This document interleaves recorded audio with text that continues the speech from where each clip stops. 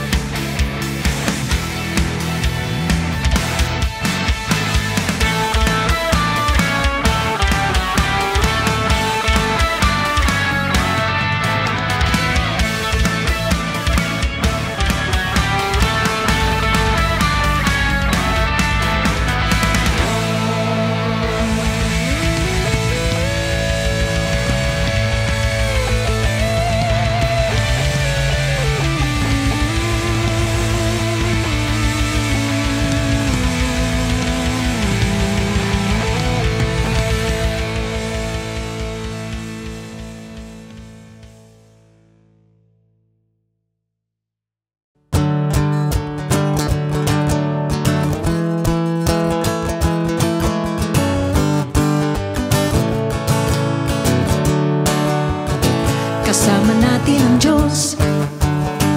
Di ako mangangamba, di ako mababalisa, kasama natin ang Diyos. Kasama natin ang Diyos. Di ako malulungkot, di ako matatakot, kasama natin ang Diyos. Tumaan man ako sa ilog, di ako malulunod. Tumaan man ako sa apoy, di ako masusunog, kasama natin ang Diyos. Di ako mangangamba, di ako mababalisa, kasama natin ang Diyos. Kasama natin ang Diyos. Di ako malulungkot, di ako matatakot, kasama natin ang Diyos. Tumaan man ako sa ilog, di ako malulunod. Tumaan man ako sa apoy, di ako masusunog, kasama natin ang Diyos. Di ako mangangamba, di ako mababalisa, kasama natin ang Diyos. Kasama natin ang Diyos. Kasama natin ang Diyos. Kasama natin ang Diyos. Kasama natin ang Diyos.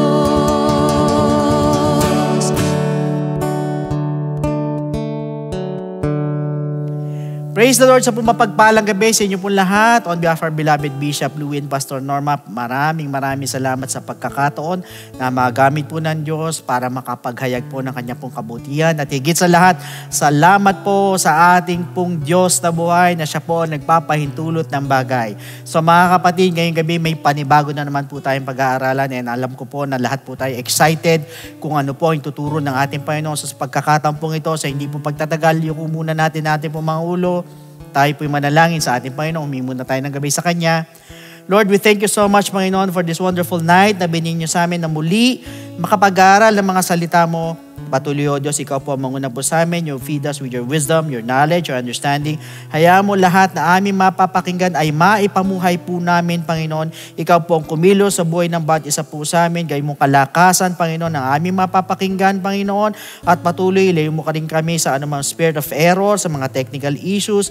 At dalayan ko yung mga kapatid namin na uuwi galing sa trabaho, sa malalayong lugar, ay umabot po sa aming pag-aaral. Basbasan mo rin ang inyong banglikod. At hayaan mo, Panginoon, ikaw lamang po ang maitaas sa oras na ito, Panginoon. Maraming salamat sa iyo po lahat na kapurihan. In Jesus' name, Amen.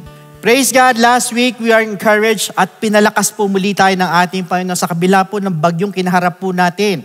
We have to keep the faith and move forward po tayo. Diretso po tayo dahil our preludes are for a glorious ending. Yan po ang tatandaan po natin lahat. Na kahit marami po tayong pinagdadaan, glorious ending pa rin po yan. But meanwhile, tonight, we have another new topic to study, which is about the 7 elements of worship. Yan naman po ang pag-uusapan natin ngayong gabi. Now, sabi po sa Matthew chapter 15, verses 7 to 9, hypocrites, well, did Isaiah prophesy about you, saying, these people draw near to me with their mouth and honor me with their lips, but their heart is far from me. And in vain they worship me, teaching as doctrines the commandments of men. Brothers and sisters, normal po sa tao to have an inborn desire or yung po inclination na sumamba po sa Diyos. Normal po yan eh. Also, ang tao po has that divine thirst or yung pong hunger. Para saan? Para sa isa pong divine being na tinatawag. Although, hindi po niya ito kilala. Sa ating pong bansa, mga kapatid, bago po dumating ang mga Catholics or yung po mga Spanish missionaries, ang mga Pilipino po already had a form of worship or religion. So if you are familiar with the Anitos or yung po mga idols na tinatawag, which were the objects of worship ng ibang mga Pilipino. At hindi lang po yan. Some would even worship trees, yung mga puno. Rocks, sinasamba po, pati po yung mga animals, o yung pong nature, o yung pong sun, or yung moon. Sinasamba rin po yan. At hindi lang po yan, even man. Katulad po ng mga Rizalista, o yung pong emperor worship na tinatawag sa ibang bansa. Bakit? Kasi po meron po tinatawag na ontological argument. Na ano po ibig sabihin nito? Yung pong paniniwala sa existence or yung pong konsepto about God or a supreme being. Pero magkakaiba po ang pagkakakilala po sa Diyos. And for your information, sa panahon po ni Apostle Paul, ay malawak or kalat na po ang paniniwala at pagsamba po sa Diyos. But take note, they did not know whom they worship. Yun po ang problema. Kaya nga po doon sa Athens, take note, brothers and sisters, although advanced po ang intellectual knowledge nila, talagang marurunong po sila. Kaya lang po, they worship God ignorantly. Why? Kasi po doon po sa altar po nila, meron po nakalagay na inscription na sinasabi, to the unknown God.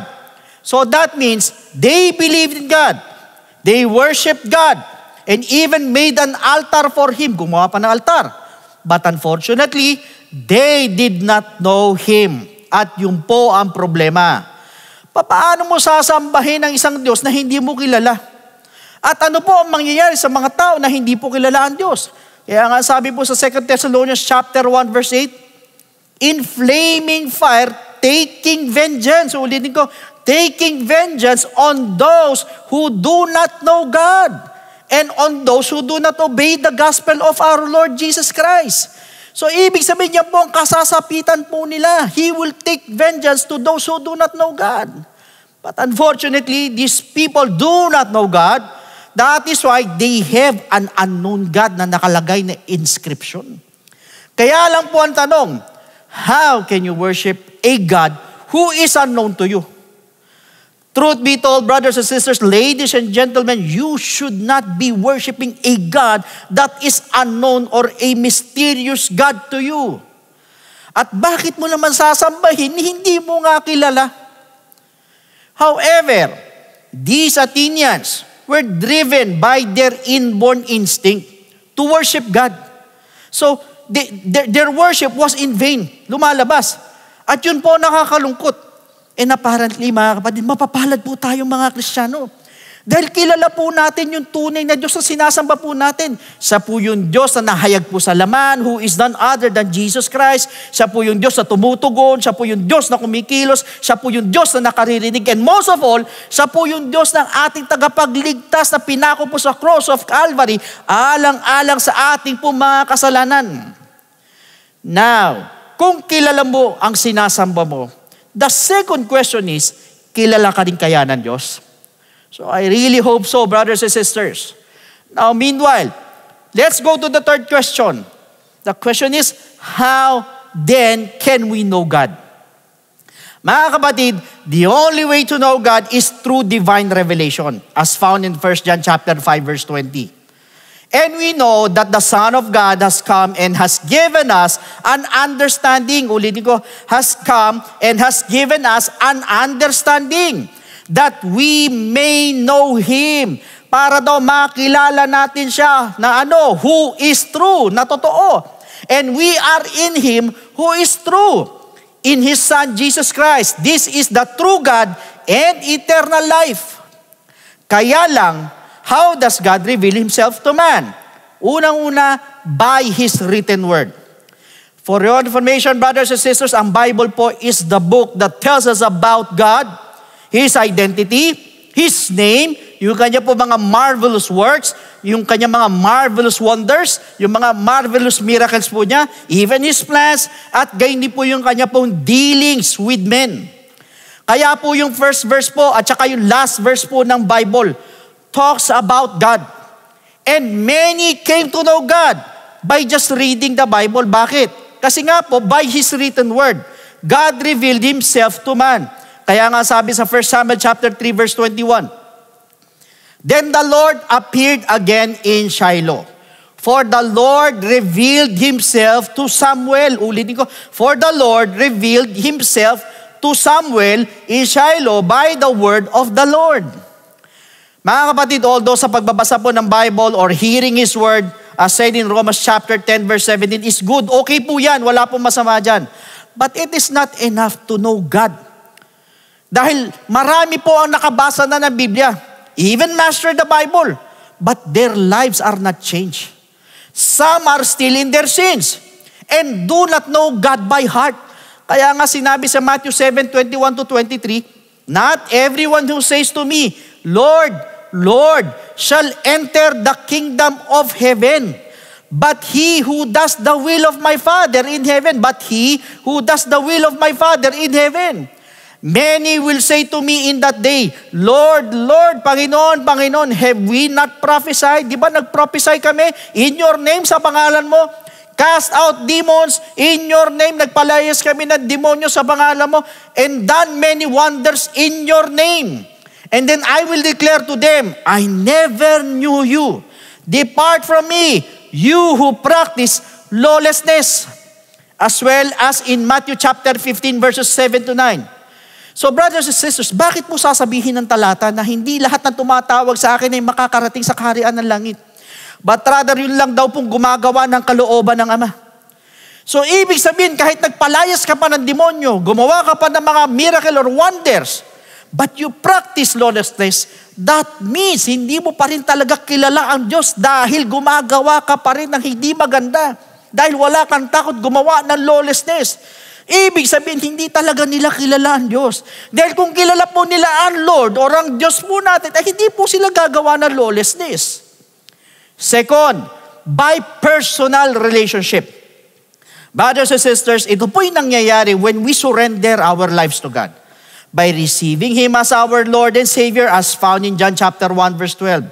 But as many as received Him, to them He gave the right to become children of God, to those who believe in His name. Nagkaroon tayo ng karapatan para tawagin na anak ng Diyos. So brothers and sisters, this also includes ang ating pong pananampalataya. Of course, yung ating pong repentance at yung pong submitting to water baptism according to Acts chapter 2 verse 38 and in John chapter 3 verse 5. So, by the virtue of the new birth, we are adopted into God's family by faith, as said in Galatians chapter 3 verse 28. For you are all sons of God through faith in Christ Jesus. At hindi lang po yan. Also, by our relationship to God, ay binigyan niya po tayo ng authority to call Him Abba Father. Sa Galatians chapter 4 verse 6. But in this relationship, we come to know Him personally, for God reveals Himself to us. So mga kapatid, dapat mo, the more we know God, the more we worship Him and offer a worship that is acceptable to Him. But I just want you to know that not all worshipers are accepted by God. Yan po ang totoo. Bakit? Kasi po, meron po mga nagwo-worship or sumasambo po sa Diyos na in vain. Yung kanila po mga labi are close to God, yes, but their hearts are far away from Him. Malayo yung puso nila. Kaya po yung pong worship nila was not acceptable. Why? Because some lack the elements that constitute the real or true biblical worship. Wala po sa kanila yun. Kaya nga po the question is, what are these elements? Unang-una is what we call waiting. Ang sabi po sa Psalms 27:14, wait on the Lord. Be of good courage. Ulitin ko, wait on the Lord. Be of good courage and shall strengthen your heart. Wait, I say, on the Lord. Also in Isaiah chapter 40 verse 31, but those who wait on the Lord shall renew their strength. For your information, worship is a loving relationship between God and man. Nakatulad po yan ng mag-asawa, ng husband or ng wife who shows or express their affection to each other. Pagdating sa worship, pag tayo po'y nagwa-worship, we express or also express our affection, our adoration, or our love to God. And waiting is a way of worshiping God. Kaya nga po, dapat matuto po tayong mag-wait sa ating Panginoon, mag-antay sa ating Panginoon. Na once tayo po'y lumalapit po sa Kanya pong presensya and you want to worship Him, learn to wait. Pagdating sa prayer, wait in silence, wait while you are praising or worshiping Him. And most of all, do not grow impatient when we ask something from God. Nakita niyo po ang nangyari po kay Saul. Nung hindi niya po mahintay si Prophet Samuel, ano pong ginawa niya? Nag-alay po siya na hindi naman siya dapat mag-alay eh. Bakit? Because he got tired of waiting.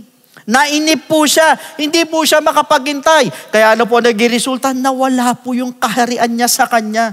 Could you imagine that? Dahil lang hindi siya nakapaghintay, brothers and sisters, God desires you to be with Him. Gusto ng Diyos eh. Maka-fellowship tayo, ma-commune tayo. Gusto ng Panginoon yan. Huwag lang po tayo maiinip. We just learn how to wait for His timing. Minsan kasi mga kapatid, huwag kayong magagalit. Minsan kasi pag feeling natin na parang hindi naman tumutugon si Lord sa mga panalangin natin. Ang tagal-tagal naman tumugon ni Lord, ang tagal sumagot ng Panginoon. Yan po ang problema ng tao. Once na tumagal or magtagal ang sagot ng ating Panginoon, ano po nangyayari sa iba? We wither. Ang iba, they wander. Ang iba, they waver in faith. Wala na, talagang nag-shake na yung pananampalataya. Which should not be the case, but rather matuto lang po tayo mag-antay. Bakit? Because there is blessing in waiting for God. Yan po ang totoo. Pag tayo marunong maghintay sa Diyos, may pagpapala dyan. Kaya nga sinabi ni Isaiah, will be renewed as eagles. At sabi din po ni David, wait on the Lord. Why? And He shall strengthen thine heart. And even the apostles waited as they tarried in Jerusalem for about 10 days, mga kapatid, in praise, in prayer, and in worship na sinabi po sa Luke 24:52-53. Pero ano po nangyari when they waited? God filled them with the Holy Ghost. Could you imagine that? Dahil nag-antay sila, ang ginawa ng Diyos, pinuspos po sila ng Holy Ghost, ng Holy Spirit. That is the result of their waiting. That is why, mga kapatid, in waiting, we are just there before the Lord, desiring His presence, that is, to be where God is. Now, second element ng worship is about offering. In Deuteronomy chapter 16, verses 15-17. 7 days you shall keep a sacred feast to the Lord your God in the place which the Lord chooses. Because the Lord your God will bless you in all your produce and in all the work of your hands, so that you surely rejoice. Verse 16, 3 times a year all your males shall appear before the Lord your God in the place which He chooses, at the feast of unleavened bread, at the feast of weeks, and at the feast of tabernacles. And they shall not appear before the Lord empty-handed. Ulitin ko, sabi, they shall not appear before the Lord empty-handed. Every man shall give as he is able, according to the blessing of the Lord your God, which He has given you. Ano po ibig sabihin nito? Mga kapatid, that means true worship includes offering. Brothers and sisters, in the Old Testament, when you worship, there was an offering offered in the altar. Kaya nga po sa Genesis 22 verse 5, and Abraham said to his young men, nagsalita si Abraham, stay here with the donkey. The lad and I will go yonder and worship, and we will come back to you. Dito po si Abraham po brought his offering, which was none other than his beloved son Isaac. Magwo-worship siya, pero ang dala niya, meron siyang bit-bit na offering. Si Isaac ang dala niya, yung anak niya. Kaya nga, ang sabi ng talata, none shall appear before me empty in Deuteronomy 16. Gayun din po sinabi po sa Psalms 96 verse 8. Give to the Lord the glory due His name. Bring an offering and come into His courts. Ulit ko, bring an offering. Magdala daw kayo ng offering. That means worship requires an offering on our part. So pwedeng kasama dyan yung lakas po natin, of course, yung mga isip natin, even our souls, pati po yung panahon natin kasama dyan, our effort and even our pockets. Yung mga bulsa po natin kasama yan. Kaya lang po ang tanong, do we offer God our best when we worship? Kayo lang po makakasagot yan. Yes, we can offer God our money, but there is none greater, pinakamatinding offering sa ating Panginoon than our lives. Yung mga buhay natin, yung mga sarili po natin sa madalit salita, yan po yung pinakamatinding offering sa ating Panginoon. Na sinabi po sa Romans chapter 12 verse 1. Unfortunately po, nakakalungkot po, meron po mga tao, pera lang po nila ang nagwo-worship. Bakit ko po sinabi? Kasi po ang iba, ang ginagawa po nila, pinadadala na lang po nila yung tithes and offerings, although hindi ko naman sinasabing masama. Pero sila mismo ay hindi nagsisimba or hindi sumasamba.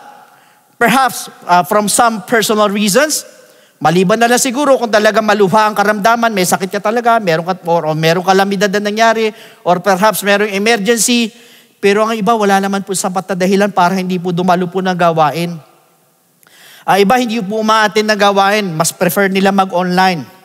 Brothers and sisters, kung babalikan po natin ang original design po ng worship service nung araw, nung panahon ni Jesus Christ, it was done sa mga bundok. At kung mapupuna po ninyo, physical gathering po ito.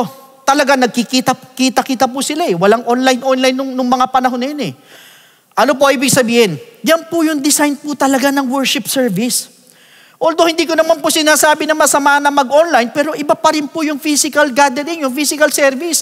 Na nandun na nakikita natin na bawat isa, nagpapalakasan tayo sa bawat isa, or we encourage one another, at mas nararamdaman po natin ang kilos at presensya ng Panginoon habang nandun sa actual na service, kaysa po sa online. That is why always remember that we worship God best with our lives than our material things. Although kasama po yan. Pero wag po natin kakalimutan na sa church po, there is a portion of giving our tithes and offering. Bakit? Kasi nga po gusto po natin maging katanggap-tanggap sa harapan po ng Diyos. Now, meanwhile, let's go to the third element. Yung po tinatawag na reverence in Psalms 89:7.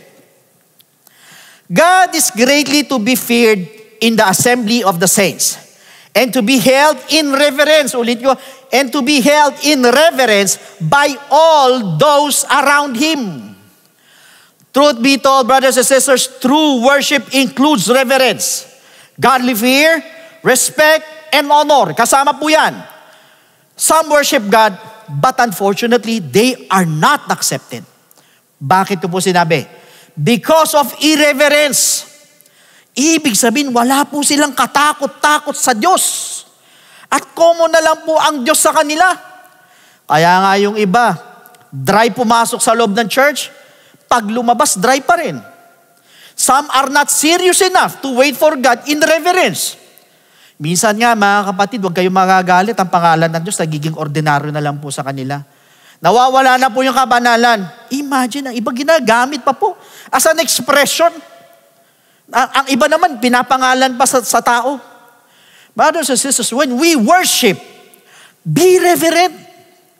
That is why kalimutan po natin yung lahat ng problema natin. Yung mga iniisip po natin, yung bumabagabag po sa mga utak po natin, tanggalin po natin, but rather maintain our focus on God. Siya lang tayo, sa Kanya lang tayo mag-focus. And most of all, be serious. Seryosoin po natin pag tayo po'y sumasamba po sa Diyos. Alam niyo mga kapatid, kaya po hindi po na-feel ang iba ng presence sa ating Panginoon dahil wala pong reverence. Kaya nga sinabi sa Zephaniah chapter 1 verse 7, be silent in the presence of the Lord God. Also in Psalms 89:7, nasabi rin dito, God is greatly to be feared in the assembly of the saints and to be held in reverence by all those around Him. That means we have to worship Him in full reverence. Buong buo. That is why if you want God to accept you, be reverent when you get into His presence. We need to observe reverence, brothers and sisters, inside the church. Otherwise, we will grieve the Holy Spirit. We will grieve our God away and miss His holy presence. Mamimiss po natin yan. Hindi natin mararamdaman ang presensya niya pag hindi tayo reverent enough na umaharap sa Kanya. So iwasan po natin yung kwentuhan ng kwentuhan pag nasa loob po ng church or pagkain habang nag-worship or nakikinig ng Word of God. Respetuhin po natin ang gawain. Because in that way, we revere God and our worship becomes acceptable. Now, furthermore, punta po tayo sa pang-apat na element. Ito po yung tinatawag na sacrifice in Romans chapter 12 verse 1. I beseech you, therefore, brethren, by the mercies of God, that you present your bodies a living sacrifice. Ulitin ko, a living sacrifice. Holy, acceptable to God, which is your reasonable service. Brothers and sisters, Christianity is a religion of sacrifice. Ay, hindi po nakakalam. Ang sabi po ng mga critics, it is called a slaughterhouse religion. Bakit? Kasi po, of Christ's human sacrifice and yung pong sacrifice or martyrdom ng kanya pong mga disciples or ng mga Kristiyano. But I just want you to know that sacrifice is indispensable to our worship to God. Bakit ko po sinabi? Dahil po noong Old Testament times, ang mga sacrifices po talaga pong laganap po yan. Kung naalala po ninyo, when Abraham was tested by God, he was ready to offer Isaac as a burnt sacrifice. Pero sa panahon po natin, yung mga burnt animal sacrifices po are no longer needed. Hindi na kailangan. Bakit? Dahil ginawa na po ni Jesus Christ yan para po sa atin by offering Himself as a sacrifice, as the Lamb of God who took away our sins. That is why on our end, on our part, when we worship, kailangan samahan po natin ng sacrifice. Katulad po ng kung minsan kahit malakas ang ulan, talagang bumubuhos ang ulan, maliban na lang siguro kung talagang bahain yung lugar mo o binaha ka, diretso ka pa rin kahit malakas ang ulan. Basta hanggat kaya, kahit naman sobrang init ang panahon, minsan ganyan, umiinit talaga, matindi panahon, sige hanggat kaya mo. Or kung minsan naman pagod ka, buyat ka man, or meron kang pera, kung minsan wala kang pera, talagang ubos na ubos ka, gawan mo pa rin ang paraan. Or kung meron kang problema, minsan naman wala. Or meron kang sakit, or wala kang sakit, nasa mood ka man, or wala ka sa mood, you must worship God. Sambahin mo ang Diyos no matter what. In other words, in good times and in bad times, we must worship. Even though when we don't feel like worshiping, kahit hindi mo feel, but still, we must worship God. And this is sacrifice. Brothers and sisters, worship is a must. Kaya nga po sa John 4:24, ang sabi dito, God is spirit, and those who worship Him must worship in spirit and truth. Kaya kahit pakiramdam mo na wala ka sa wisyo, wala ka sa mood, sige, worship ka pa rin, samba ka pa rin. And I believe that anything that is a must is a necessity. Katulad po ng air or ng oxygen, it is a must. Hindi po tayo makakahinga without it, without air, without oxygen. Subukan mo mawalan ka ng hangin na oxygen, sigurado magko-collapse ka. Without it, maaaring mamamatay ka pa. Ganon din po ang worship. It is also a must. Dahil pag wala po ito, we will die spiritually. Now, punta tayo sa panglimang elemento. Yung pong tinatawag na holiness. In Psalms 29 verse 2. Give unto the Lord the glory due to His name. Worship the Lord in the beauty of holiness. Ulitin ko, worship the Lord in the beauty of holiness. For your information, brothers and sisters, holiness is a prerequisite in worship. God is holy, and so we must be. Kaya nga sabi sa 1 Peter chapter 1 verses 15 to 16, but as He who called you is holy, you also be holy in all your conduct, because it is written, nasusulat, be holy, for I am holy. Truth be told, brothers and sisters, useless po ang ating pong worship kung meron po tayong ginagawang kasalanan o tinatagong kasalanan sa ating Panginoon, dahil siguradong hindi po tatanggapin ng Diyos yung pag-worship po natin o pagsamba po natin. Kaya nga, it is very important na tayo po humihingi ng tawad, nagsisisi po tayo, nagre-repent po tayo when we approach God. At ang holiness po sa harapan po ng Diyos is very, very beautiful in His sight. That means we will only be beautiful in the sight of God if we are holy. Kaya nga sa 2 Corinthians chapter 7 verse 1, therefore having these promises, beloved, let us cleanse ourselves. Linisin muna natin ang ating mga sarili from all filthiness of the flesh and spirit, perfecting holiness in the fear of God. Ulit ko, perfecting holiness in the fear of God. Kapatid, marami po sa mga Kristiyano, lagi naman po nagpe-pray, busy sa gawain. Kaya lang, some are not living holy. Yun ang problema. Ang iba, nagbibisyo pa rin. Meron pa rin nakatago or tinatagong kasalanan na ayaw mong isuko sa Diyos. Or meron pa rin ugali na hindi maganda na akala mo hindi Kristiyano. Truth be told, huwag po kayo magagalit, mawawalan po ng saysay ang pagsamba po natin sa ating Panginoon kung hindi po tayo nagpapakabanal sa harapan niya. That is why we must be holy, separated, and pure in heart. Why? Because in Matthew chapter 5 verse 8, ang sabi rito, blessed are the pure in heart, for they shall see God. Mapalad daw yung mga pure ang puso dahil makikita nila ang Diyos. So sa madalit sabi, we must be holy when we worship God. Now, let's go to the sixth element.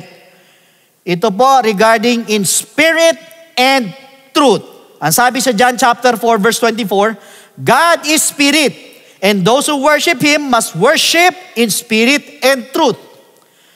For your information, God is looking for true worshipers who will worship Him in spirit and truth. Kaya nga sabi sa John chapter 4 verse 22, you worship what you do not know. Sinasamba nyo yung hindi nyo kilala. We know what we worship. For salvation is of the Jews. Dito po, ang ating Panginoon, sinabi niya sa mga Samaritans that they did not know what they worship or who they worship. Now, bakit niya po sinabi to? Because their worship was not done in spirit and in truth. Kaya nga po nagiging useless. Ano po ibig sabihin?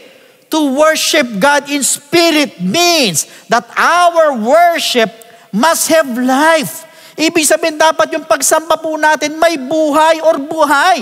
It should be alive.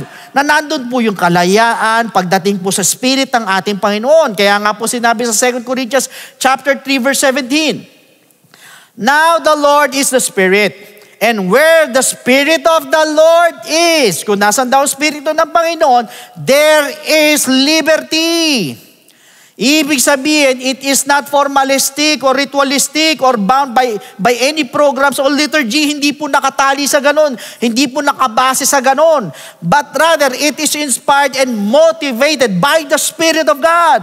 Not by our flesh, kundi sa Spirito ng Panginoon, sa Holy Ghost.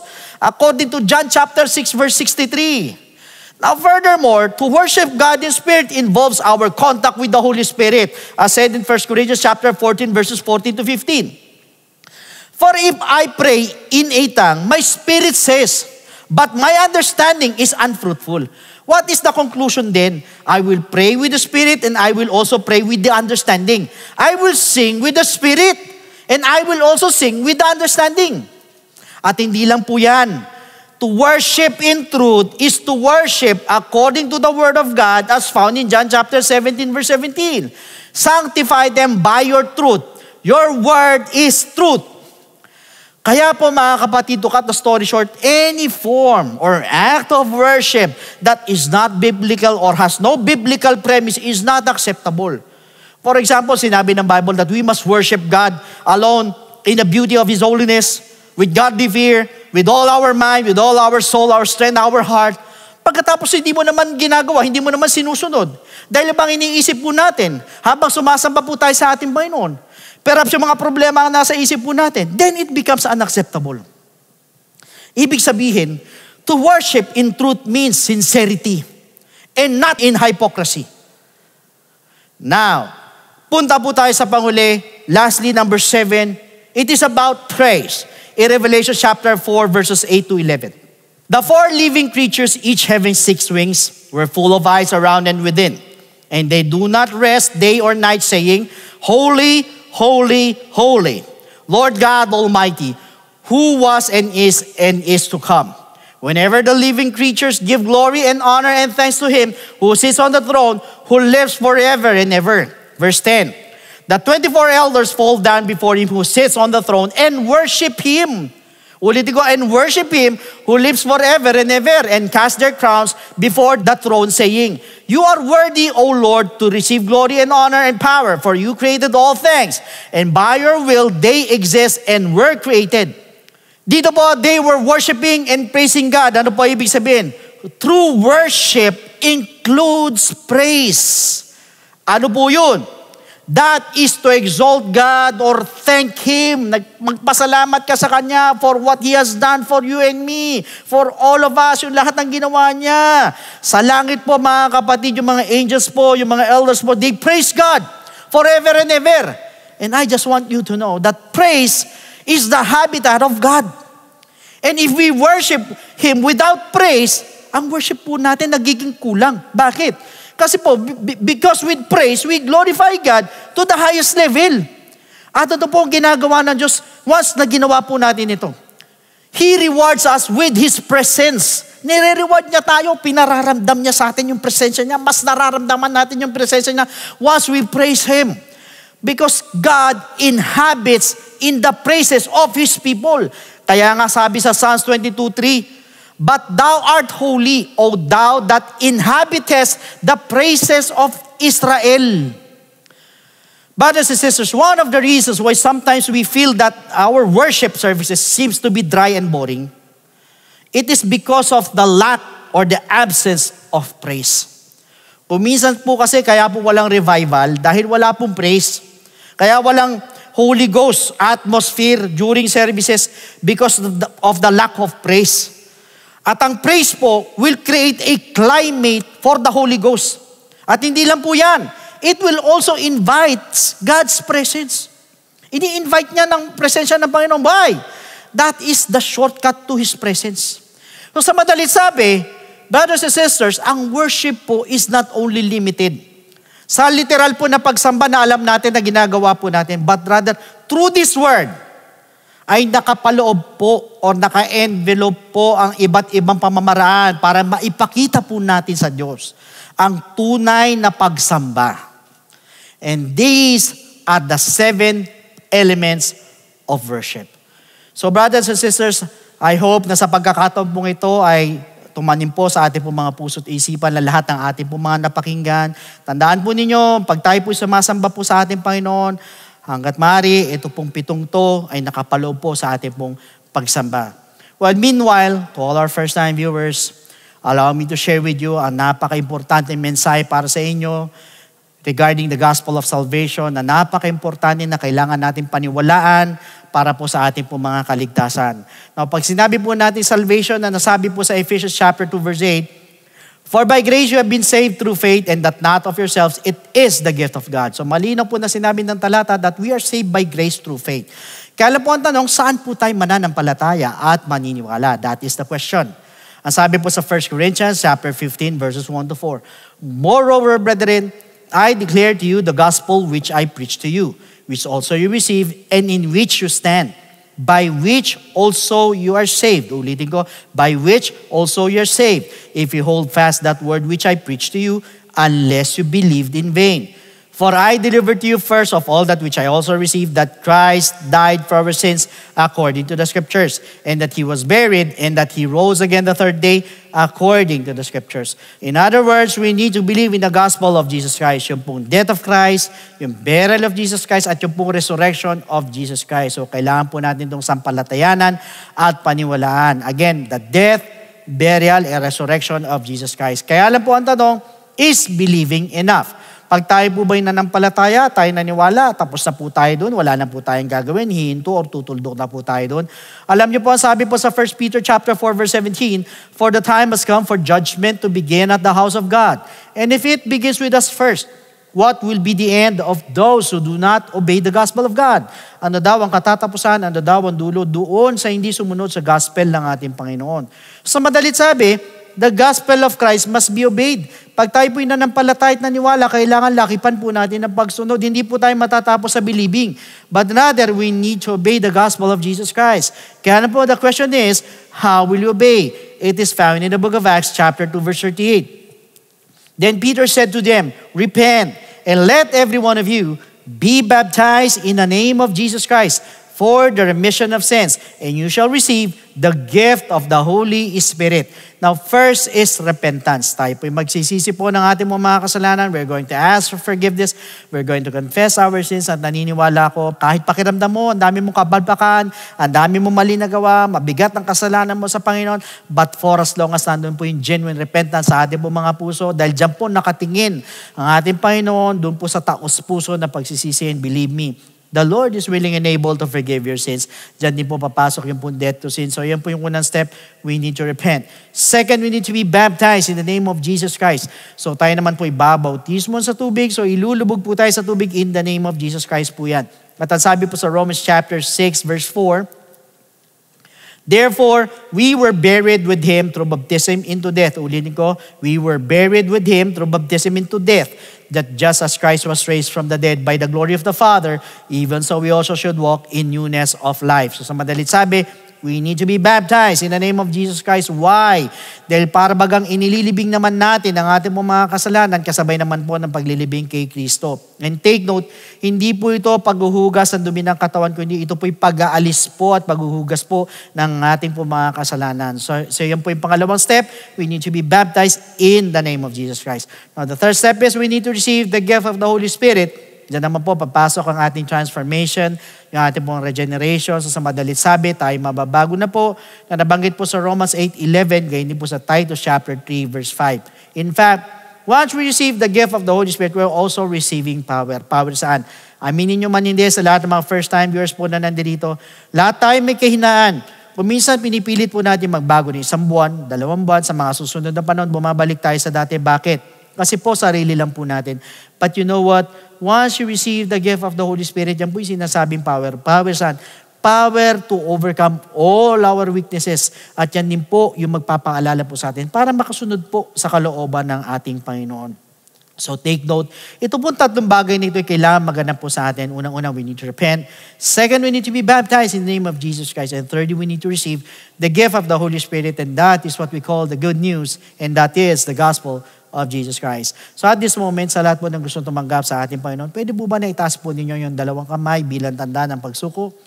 Yuko po ninyo yung mga ulo. Please repeat after me with this prayer na nandun buong puso na tayo po yung nagsisisi po. Humihingi po tayo ng tawad sa ating Panginoon habang binabanggit po natin ang panalangin na ito. Sige po, sumunod po kayo sa akin. Panginoong Jesus, lumalapit po ako sa iyo bilang isang makasalanan. Patawarin mo po ako sa lahat ng aking mga pagkakamali at pagkukulang. Sa oras na ito, tinatanggap po kita bilang sariling tagapagligtas at tinatanggap po kita bilang Diyos ng aking buhay. Naniniwala po ako na ikaw ay namatay, ikaw ay nilibing, at sa ikatlong araw ay nabuhay na magmuli. Tulungan mo po ako makapagsimula ng bagong buhay at idagdag mo po ako sa iyong kaharian. Maraming salamat po sa pangalan ni Jesus. Amen. So yan po yung first step. Para sa pangalawang step po, andyan po ang ating po mga telephone numbers. Pwede po kayong tumawag dyan para makapagpa-schedule po tayo ng water baptism or otherwise. Pwede po kayo mag-message po sa ating mga FB page. Iwan lang kayo ng mensahe dyan para mabigyan po namin kayo ng further instructions. So meanwhile, bilang pagtatapos, muli yuko natin ang ating po mga ulo. Magpasalamat po tayo sa ating Panginoon sa napakagandang mensahe na binigay niya po sa atin. Sige po, tayo po yung manalangin. Lord, we thank you so much, Panginoon, for this wonderful topic na binigay niyo sa amin. Panginoon, hayaan mo lahat ng aming napakinggan, Lord, ay ma-apply namin sa aming mga pang-araw-araw na buhay. Na sa hindi lang po literal na pagsamba, kundi marami pa pong paraan para maipakita namin ang totoo, Panginoon, O God, na aming pagsamba sa iyo, Panginoon. Patuloy, O Diyos, we look forward sa susunod na linggo sa mga ituturo mo po sa amin. Lord, I pray that you continue to bless us all throughout the week. Maraming salamat po. We claim the victory in our lives today. In Jesus' name, amen. So once again, God bless every one of you, and to God be all the glory.